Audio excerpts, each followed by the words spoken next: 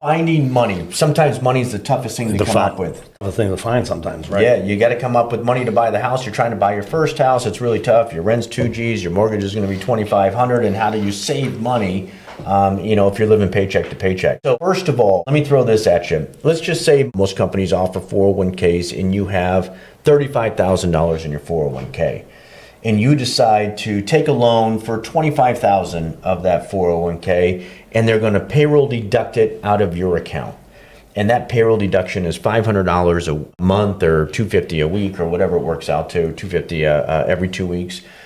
Do we debt them for the $250? We do not debt them for that. And why do we not debt them? Because you're really paying yourself back your own money. It's your money. It's your money. So the hardest thing is people coming up with the down payment. A $500,000 house, 5% down is $25,000. We also have 3% down options, which is only 15 grand. So if you have 35 or 40 or $50,000 in your 401k, find out what the loan options are. You might be able to borrow your own money, pay yourself back, and then no-brainer, no-brainer. And if that's just enough to get the down payment, who can pay for the closing cost? The seller. That's right. So all you need to do is focus on your down payment. Get the seller to pay the closing cost. And that means they have to work with one of our expert real estate agents. Why? Because they know how to write contracts to get money back that you can use. If it's written wrong in the contract, you can't use it. So we'll make sure. So if you're not Let's do an example on that, Brian, just Sure. to clear it up on seller concessions. Okay, let's use $400,000 purchase price and say what program we're going to do. We'll say let's do conventional. Conventional. So say at 95% down or 5% down rather, 95% loan. So 5% down. 20K. 20K down payment.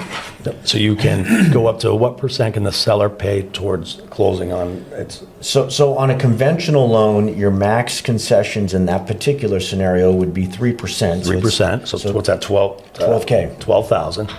Now say say you're under contract for 400,000, because a lot of sometimes trying to explain it to agents and they're like, oh, I don't know if my seller will like that, because the seller sometimes doesn't understand that they're really. So say if they're under contract for 400,000 and our appraisal comes in at 415.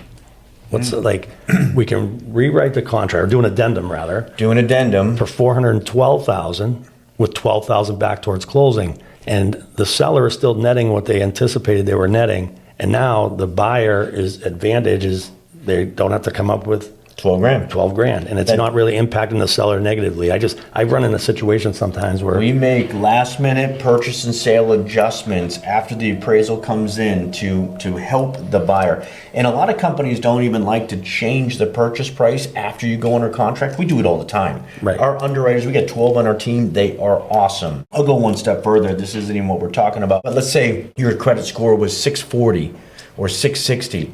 Or 659. Let's go with 659 for this example. And you're like, listen, I've been paying down a ton of my debt. My debt's been dropping down. We're not closing for another 3 weeks, but it's the new month and it just began. And I said, hey, listen, Mr. and Mrs. Jones, let me pull your credit one time and let me just see if that score came from 659 and if it came up, because all we needed was 1 point to get to the next bucket, and take a look to see if we can save you money on your monthly MI and on your interest rate. In the middle of a transaction, after the underwriter has seen everything, we can pull out the old credit report, tear it up into 1,000 pieces, put in the new credit report, lower your interest rate, and lower your monthly MI. Nobody does that. Nobody does that. We do this all the time. We do it all the time. Because it's what's right for you. It's what's right for the customer, and our underwriters are like, let's go. So changing the purchase price, like you just said, to get 12 grand back in seller pays, or structure the offer that way. We have customers that come to the table with nothing. Sometimes they're getting a check back. Right. We've had veterans go to the table, getting their earnest money deposit back. They put down 5 grand as an EMD. They go to the table and they get their 5 grand back. So literally get into the house with zero out of pocket. Experience and team makes a difference on how you buy and how you close. I agree 100%. So if you're tight on cash, by the way, if you've got a dirt bike that's worth 4 grand, sell it. Show us that you had ownership of it. We'll use that for down payment.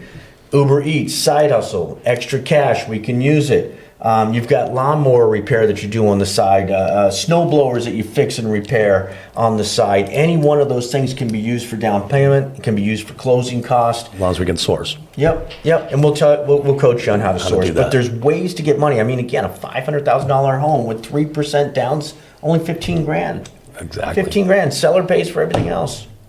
Let's go. Learn how to get into houses with very little money out of pocket. Call us. Thank you.